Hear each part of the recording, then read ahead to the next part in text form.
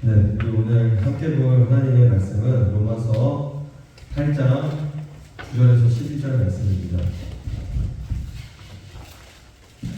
로마서 8장 9절에서 11절 말씀입니다.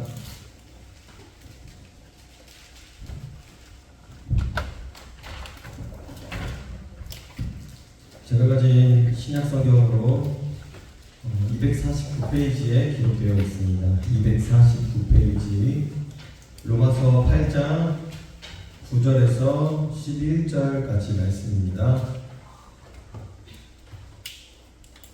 네, 여기 다 찾으셨으면 한 목소리로 합독해서 읽도록 하겠습니다. 시작. 만일 너희 속에 하나님의 영이 거하시면 너희가 육신에 있지 아니하고 영에 있나니 누구든지 그리스도의 영이 없으면 그리스도의 사람이 아니라. 또 그리스도께서 너희 안에 계시면 몸은 죄로 말미암아 죽은 것이나 영은 의로 말미암아 살아있는 것이니라. 예수를 죽은 자 가운데서 살리신 이의 영이 너희 안에 거하시며 그리스도 예수를 죽은 자 가운데서 살리시니라. 너희 안에 거하시는 그의 영으로 말미암아 너희 죽을 몸도 살리시리라. 아멘. 드려진 헌금과 말씀 시간을 위해 기도하겠습니다. 하나님 아버지, 오늘도 주의 전에 나올 때에 빈손으로 나오지 않냐고 항상 하나님께 감사하는 마음으로 예물을 가지고 나온 지체들이 있습니다. 하나님, 이 마음의 중심이 주님께 먼저 드려지는 것에 감사를 드립니다. 하나님, 이 지체들이 이 땅에 사는 동안 물질로 인하여 시험에 드는 일이 없도록 도와주시고, 하나님, 우리의 모든 것이 하나님께로부터 공급되어지는 그 믿음이 날이 갈수록 더하여질 수 있도록 인도하여 주시옵소서. 오늘도 우리가 하나님의 말씀을 듣기를 원합니다. 성령 하나님, 이 시간 우리 가운데 함께 하신 줄을 믿사오니 오늘도 우리 각 사람에게 꼭 필요한 말씀들을 공급하여 주시옵소서. 이 예배의 시작부터 마치는 모든 시간까지 성령 하나님 홀로 영광 받아주실 줄 믿습니다. 이 모든 기도 살아계신 우리 주 예수님의 이름으로 기도드립니다. 아멘. 네, 오늘은 이제 7번째 시간으로 구원의 이제 연합, 과거적 구원의 한 순서인 연합에 대해서 살펴보려고 합니다. 지난주에 이제 회심에 관한 그런 말씀을 함께 나눴었죠. 그러면서 제가 이제 어거스틴의 회심에 대해서 설명을 했었어요. 어거스틴이 어떻게 회심을 했는지. 그가 어떤 수사학자로서 그 당시에 명성과 또 어떤 재물과 어떤 지위들을 얻었지만 그걸로 만족함을 누리지 못하고 그 어린아이들이 옆에서 듣던 노래, 이제 톨레에게 집어들어서 읽어라 라는 그 음성을 이거 하나님께서 지금 내게 하시는 말씀이구나 라는 것으로 이제 받아들이고 말씀을 읽고 이제 그 말씀을 기점으로 삶이 변화되어서 180도 좀 변화되어서 예수님을 향해, 하나님을 향해 온전히 달려갔다고 했습니다. 우리가 교회 다니면서 그런 생각이 드는 순간들이 많이 있을 수도 있어요. 지금 내가 여기서 뭐 하는 거지? 특히 이제 뭐 학생들도 그렇고 또 이제 청년들도 그렇고 어른들도 사실 이 시간이 그렇게 의미 있는 시간인가 하는 그런 생각들이 들 수도 있습니다. 그러나 우리가 한 말씀을 통해서 어거스틴과 같이 회심을 하나님께서 허락하신다면 이 시간만큼 정말 우리에게 의미 있는 시간이었고 정말 바울처럼 내가 이전에 여기던 좋은 것들을 정말 배설물과 같이 여기는 그런 어떤 지식에 이르게 되고 예수 그리스도를 아는 지식이 내 인생의 가장 중요한 것이구나, 이것들을 꼭 깨닫게 하시는 그런 순간이 있을 거라고 확신을 합니다. 저도 그 회심의 순간이라고 말한다면 제가 항상 뭐 대학교 4학년 때를 얘기를 하죠. 그래서 그 시기에 한 일주일 정도 죄에 정말 깊이 빠지고 좀 고민했던 그 시기가 있었어요. 그래서 어떻게 말하면 아침에 눈 뜨는 게 되게 싫었죠. 그래서 아침에 눈을 뜨게 되면은 학교 가서 수업을 듣고 나머지 모든 시간을 이제 저희가 신학교였기 때문에 기도방이라는 곳이 있었어요. 그래서 기도방에서 기도를 계속 하고 있으면 또 그때는 좀 괜찮아지는 것 같아요. 내가 하나님께 용서받았구나, 내가 하나님의 자녀구나, 이런 생각이 들다가도 그 기도방에서 나오게 되면은 다시 그 죄가 저를 이렇게 억누르고 그 죄에 굉장히 막 짓눌리는 듯한 느낌을 하루 종일 받았던 것 같아요. 근데 저도 그 복음을 이제 그 어떤 죄의 짓눌림에서 해방되는 순간이 있었어요. 근데 그 순간이 언제였냐면 제가 이제 금요일마다 이제 아이들 드럼 레슨을 하고 있죠. 뭐 지금은 주일학교 아이들이 예배를 드리고 그다음에 중고등부 친구들이 예배를 드리고 나서 레슨을 했는데 몇 년 전까지만 해도 이제 제가 레슨을 한 타임을 하고 나서 주일학교 아이들이 예배를 드리고 그 다음에 바로 이제 레슨을 했었어요. 근데 제가 이제 그 두 번째 레슨을 하려고 저 문 밖에 의자에 앉아서 제가 그걸 기다리고 있었는데 그때도 마음이 그 죄에 짓눌려 있는 상태였죠. 전도사님께서 이제 주일학교 아이들에게 항상 말씀을 이렇게 선포하시잖아요. 그런데 그때 이제 예수님이 우리의 죄를 위해서 돌아가셨다. 그리고 우리가 예수님으로 말미암아 의롭게 되었고 구원받게 되었다. 근데 밖에서 그 얘기를 딱 듣는데 그 말씀이 그렇게 크게 와닿은 적은 처음이었던 것 같아요. 그리고 그 죄의 짓눌림으로부터 벗어나게 했던 말씀이 바로 주일학교 아이들에게 하셨던 그 말씀에서 죄의 어떤 짓눌림으로부터 해방되는 경험을 했어요. 예전에는 말씀을 잘 전하는 것이 중요하구나, 모험된 삶을 사는 것이 중요하구나, 어떤 이런 부분들을 많이 느꼈지만 정말 중요한 것은 그 말씀을 받아들이는 우리의 마음이라는 거예요. 우리의 마음이 하나님의 어떤 음성을 들을 준비가 되었을 때는 정말 이 단순한 진리, 예수님께서 나의 죄를 위해 돌아가시고 내가 그로 말미암아 의롭게 되고 내가 구원을 받았다, 이 진리가 너무 분명하게 와닿게 된다는 거죠. 그렇다고 지금 그런 말씀을 받지 못한 사람이 혹시나 있다면 그런 사람들을 정죄하기 위해 또 판단하기 위해 이런 말씀을 드리는 것은 아닙니다. 하나님께서는 저마다의 사람에게 저마다의 때에 가장 좋고 선하신 때에 여러분의 마음을, 우리의 마음을 돌이키실 줄로 확신합니다. 그러나 우리는 그 때를 얻기 위해서 늘 간구하고 기도하고 말씀에 어떤 뿌리를 내리기 위해 그 확신을 얻기 위해서 그 얻는 날까지 힘써 기도하고 그 진리를 찾아야 할 줄로 믿습니다. 오늘은 연합에 대해서 함께 나누고자 합니다. 과연 지금 예수님이 어디 계시냐? 우리가 사도신경이나 이제 십계명이나 주기도문을 통해서 예수님은 부활하시고 승천하셔서 지금 하나님의 보좌 우편에 앉아 계신다고 배웠습니다. 우리가 전도할 때 흔히 전도 대사하는 게 이제 저를 한번 따라해 보세요. 예수님이 내 마음의 문을 여셨습니다. 그리고 오셔서 내 마음의 주인이 되어 주십시오. 라는 이런 어떤 신앙의 고백을 따라하게끔 이렇게 하는 그런 전도들도 있죠. 이때 예수님을 영접한다, 예수님이 우리 안에 들어오신다, 이런 말을 하고 합니다. 어떤 사람들은 이런 말을 듣고 예수님의 육신이 실제로 우리 안에 오신다 라고 생각하는 사람들도 있어요. 마치 예수님이 어떤 서유기에 나오는 손오공이 털을 뽑고 바람을 불면 분신을 만드는 것처럼 생각하는 것이죠.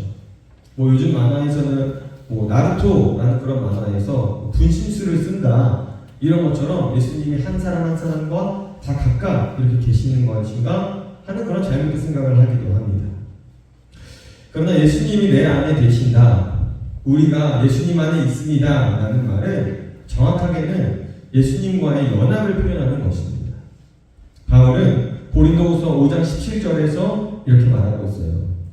우리 같이 읽어보겠습니다. 시작. 누구든지 그리스도 안에 있으면 새로 피조물이라, 이전 것은 지나갔으니 보라 새 것이 되었도다. 네. 이 말씀에 바울 선생님의 가르침에 따르면 이 그리스도 밖에 있는 사람은 구원받은 사람이 아니라고 말합니다. 여기서 그리스도 안에 있으면 그리스도 아니란 그리스도와의 연합을 말하는 것입니다. 그리스도 안에 있는 사람, 즉 연합된 사람만이 구원받은 사람이라는 것입니다. 우리가 그리스도 안에 있는가, 그리스도 밖에 있는가는 우리가 구원에 이를 것인지 우리가 심판을 받게 될 것인지를 결정하는 중요한 판단 기준입니다. 그래서 성경은 나무와 가지의 비유, 또 그리고 신랑과 신부의 비유, 또 그리고 몸의 머리와 지체의 비유 같이 그리스도와의 연합을 다양한 비유로 계속해서 설명하고 강조하고 있는 것입니다. 그러나 우리가 이런 예수님과 연합한다, 그리스도와 연합한다고 할 때에 몇 가지 오해들이 있습니다. 이와 같은 연합의 개념은 교회의 역사 속에서 많은 오류들을 불러일으키기도 했습니다. 그리스도와 내가 하나가 되었다는 것은 우리가 예수님과 존재적으로 섞였다거나 물질적으로 섞였다는 것을 말하는 것이 아닙니다. 어떤 사람들은 연합이나 물에 설탕을 섞으면 설탕물이 되는 것 같다고 생각하는 사람들도 있었어요. 설탕물처럼 존재와 본질이 완전히 섞여서 하나가 된다고 생각하는 것이죠. 그러나 연합은, 그리스도와의 연합은 존재와 본질이 완전히 뒤섞여 버리는 것이 아닙니다. 즉, 하나님과 우리가 연합함으로써 어떤 하나의 존재가 되는 것이 아닙니다. 우리는 그리스도 안에서 우리의 존재와 본질을 그대로 가지고 있다고 성경은 말합니다. 우리가 그리스도와 연합될 때 존재와 본질은 그대로 살아있습니다. 이와 같은 잘못된 생각의 대표적인 부류가 바로 신비주의적인 영성을 추구하는 사람들입니다. 이 말이 좀 어렵지만 불교에서 말하는 어떤 해탈, 열반의 경지에 이른다, 이런 표현이나 힌두교에서 말하는 브라만과 아트만이 하나가 된다라는 이런 사상들, 이 세계와 내가 결국에는 하나가 된다는 이런 사상이 바로 신비주의적 영성을 추구하는 사람들입니다. 이런 사람들은 신과 내가 존재적으로 하나가 된다라는 이런 생각을 갖고 있는 것입니다. 하지만 이는 성경에서 말하는 그리스도와의 연합을 의미하는 뜻은 아닙니다. 두 번째는 정신적으로 연합한다고 생각하는 것입니다. 우리가 관심이나 취미가 같은 사람들이 어떤 동호회나 대학의 동아리 같은 활동을 하면서 우리는 하나야 라고 말하는 것을 보게 되죠. 평소에 자기 생활을 하다가 일정한 시간에만 만나서 동호회 활동을 하는 것을 하나라고 말할 수 있을까요? 물론 그것도 어느 정도의 연합을 이루었다라고 말할 수도 있겠지만 성경이 말하는 연합은 단순히 어떤 사상을 공유하거나 하루의 시간 중에서 어떤 특정 시간만을 공유하는 것을 성경이 말하는 연합의 개념은 아니라는 것입니다. 그렇다면 예수님과 우리가 하나 된다는 이런 연합의 의미는 무엇인가? 세 가지로 말하고자 하는데, 첫 번째는 성령님에 의한 연합입니다. 우리 오늘 읽었던 말씀인데 조금 줄여서 앞에 나와 있는 구절 함께 같이 읽어보도록 하겠습니다. 시작. 만일 너희 속에 하나님의 영이 거하시면 너희가 육신에 있지 아니하고 영에 있나니, 예수를 죽은 자 가운데서 살리신 이의 영이 너희 안에 거하시면 그리스도 예수를 죽은 자 가운데서 살리신 이가 너희 안에 거하시는 그의 영으로 말미암아 너희 죽을 몸도 살리시리라. 아멘. 여기에 나오는 하나님의 영, 또 그리고 예수를 죽은 자 가운데서 살리신 이의 영, 또 그리고 그의 영, 이 영들은 모두 성령을 가리키는 표현입니다. 성령님이 없는 사람은 육적인 사람이고 성령님이 있는 사람은 영적인 사람입니다. 성령님이 우리 안에 거하시기 때문에 성령님으로 말미암아 그리스도께서 우리 안에 계신 것이 되는 것입니다. 고린도전서 12장 13절을 보면 우리가 어떻게 그리스도 안에 있게 되어 있는지 설명하고 있습니다. 함께 읽어보겠습니다. 시작. 유대인이나 헬라인이나 종이나 자유인이나 다 한 성령으로 세례를 받아 한 몸이 되었고 또 다 한 성령을 마시게 하셨느니라. 성령님이 우리 안에 들어오시는 순간에 성령님에 의해서 우리는 예수님과 하나가 된다고 성경은 말하고 있습니다. 두 번째, 성경이 말하는 연합은 생명적인 연합이라고 할 수가 있습니다. 우리가 지치고 힘들 때, 피곤할 때 예수님과 연합된 자는 다시금 일어날 용기와 어려운 일들을 헤쳐나갈 수 있는 담대함을 얻게 됩니다. 이는 성령님을 통해 예수님이 우리에게 힘과 능력을 주시기 때문입니다. 이를 잘 보여주는 성령의 비유가 바로 포도나무와 가지의 비유입니다. 예수님은 우리에게 가지라고 말씀하셨습니다. 그리고 예수님은 나무와 뿌리가 되신다고 하셨죠. 우리가 살아가는 모든 힘은 예수님에게 공급되는 뿌리로부터, 나무로부터 영양분을 받아 가지가 되는 우리에게 영양분을 공급해 주신다는 것입니다. 우리가 예수님으로부터, 나무의 뿌리로부터 올라오는 영양분을 공급받음으로써 살 수가 있는 것입니다. 생명력을 얻게 되고 그 나무와 하나가 됩니다. 이처럼 예수님과의 연합은 참된 성도로 변화하는 생명적인 연합이라고 할 수가 있겠습니다. 그리고 마지막 세 번째는 몸의 머리와 지체 사이의 연합을 통해서 잘 알 수 있는 유기적인 연합입니다. 우리 몸은 모두 서로 연결되어 있죠. 우리가 만약에 신장을 떼거나 간을 떼내면 다른 부위의 신체가 큰 타격을 받게 됩니다. 우리가 손가락만 다쳐도 온몸이 아픈 것처럼 느껴지고 발바닥에 작은 가시만 바뀌어도 온몸이 아픈 것처럼 느껴집니다. 이는 머리에서 발끝까지 우리의 온 몸이 서로서로 연결되어 있기 때문입니다. 마찬가지로 예수님과 우리가 유기적으로 연합되어 있으면 예수님의 고통이 나의 고통이 되고 나의 고통이 예수님의 고통이 되는 것입니다. 참되고 건강한 교회는 예수님을 머리로 모시고 나머지 모든 사람들은 지체라는 인식이 있는 교회입니다. 예수님의 명령에 모든 지체가 하나가 되어서 순종할 때 바른 의미의, 건강한 의미의 유기적인 연합을 이루게 됩니다. 어떤 사람들은 우리가 예수님과 연합되지 못하는 이유를 우리가 예수님을 사랑하지 않아서, 우리가 하루에 많은 시간을 예수님에게 투자하지 않아서라고 말합니다. 그래서 그 사람들은 하루에 몇 시간씩은 명상을 해야지 예수님과 신비롭게 연합되는 어떤 합일의 경지에 이른다고 말하는 사람들도 있습니다. 이와 같이 다른 존재가 섞여서 하나가 되는 연합은 성경에서 말하는 연합이 아니라고 말씀을 드렸습니다. 성경에서 말하는 연합은 단순히 감정적으로나 우리가 느끼는 어떤 느낌에 의해서 생기는 예수님과의 일체감이 아닙니다. 예수님과 우리와의 연합의 뿌리는 어떤 몇 시간씩 명상을 하는 노력에 달려있는 것이 아닙니다. 성부 하나님이 예수님과 우리를 하나 되게끔 예정하셨다는 사실에 있습니다. 그리고 이 뿌리는 영원전 창세전까지 거슬러 올라가야 합니다. 하나님의 예정이 없었다면 우리가 아무리 노력해도 예수님과 연합될 수 없습니다. 바로 연합의 뿌리와 근거는 성부 하나님의 예정과 그 예정을 이뤄내신 성자 하나님의 구속, 그리고 성자 하나님께서 우리의 구원을 위해 이루신 그 구원의 일을 성령 하나님께서 우리에게 적용하시는 것이 예수 그리스도와 연합시켜주는, 우리를 예수님과 연결시켜주는 그런 뿌리라는 것입니다. 그럼 우리가 어떻게 해야 예수님과 연합된 것을 확신할 수 있을까요? 이미 내 안에서 이루어진 그리스도와의 연합을 확신하려면 우리에게는 믿음이 필요합니다. 바울은 그리스도가 늘 내 안에 계신 것처럼 생각하고 행동하며 살라고 성도들에게 강권했습니다.